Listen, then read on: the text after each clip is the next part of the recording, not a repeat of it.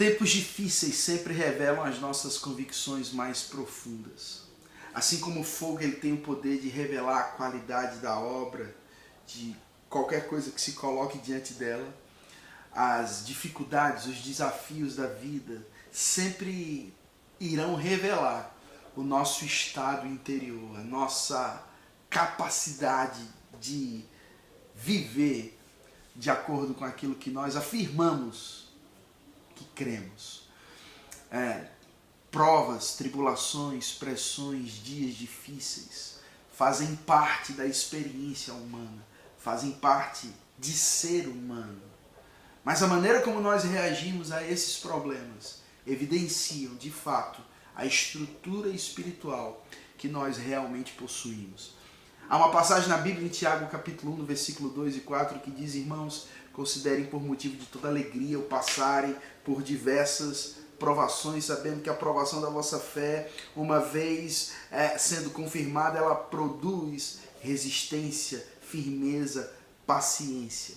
E a Bíblia nos encoraja que nós devemos deixar que essa resistência, essa firmeza e essa paciência faça um jogo completo, um trabalho completo, para que nós possamos ser de fato amadurecidos e desenvolvidos na nossa vida, sem falta de nada. Quando eu comecei a escrever esse livro, Algo Novo Está Por Vir, foi bem no início da pandemia, entre 2020 até 2021.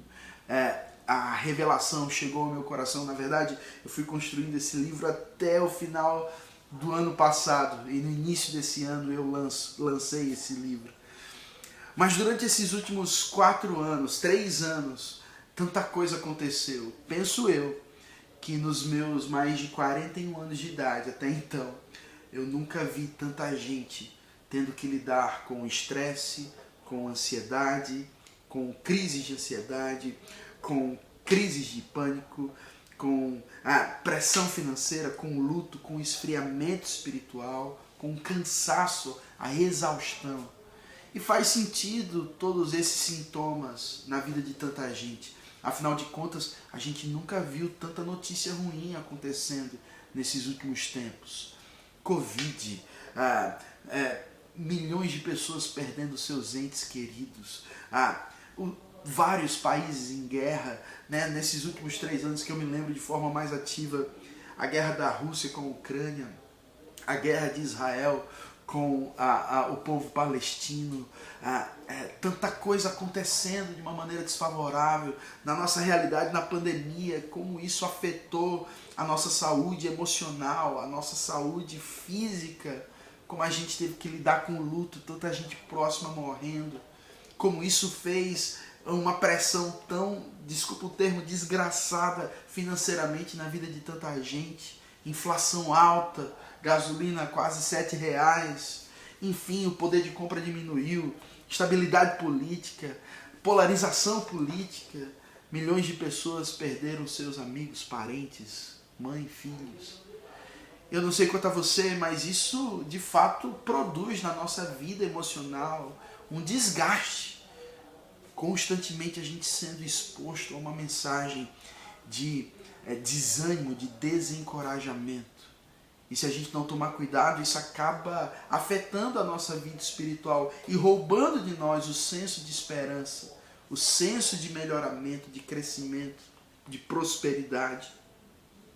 Mas ao mesmo tempo, realidades assim precisam provocar na gente um despertar de uma realidade superior, de uma realidade espiritual que não muda de acordo com as circunstâncias.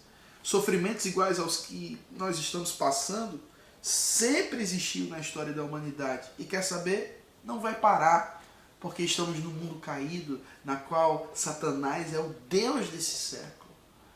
Mas nós podemos viver, mesmo em meio a um mundo caído, com uma revelação daquilo que nós possuímos, do poder que temos, e na habilidade que nos é dada de vivermos não num senso de sobrevivência, mas de profundo propósito e de uma força que nos motiva a agir de acordo com a realidade que somos, que temos e que podemos.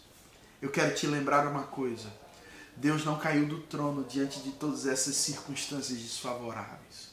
O Evangelho não perdeu em nada o seu poder, pelo contrário. Tempos difíceis deveriam revelar para nós o poder que de fato nós carregamos. E eu creio que é para um tempo como esse que você, filho de Deus, precisa se levantar com mais ousadia, coragem, intrepidez, revelação, autoridade, para viver de uma maneira encorajadora, para viver de uma maneira inspirada, por causa da revelação que você possui, do poder que você carrega. Eu quero te relembrar uma coisa: Deus continua cuidando de você. Esse continua sendo um tempo favorável, continua sendo o tempo do favor de Deus sobre a nossa vida. A boa mão do Senhor está sobre nós, o Evangelho continua sendo o poder de Deus para nos salvar. Esse é um tempo favorável para o crescimento, e se você permitir, situações como essas das quais eu citei, pode se tornar para você uma força que vai te levar a um novo nível, a algo novo da parte de Deus.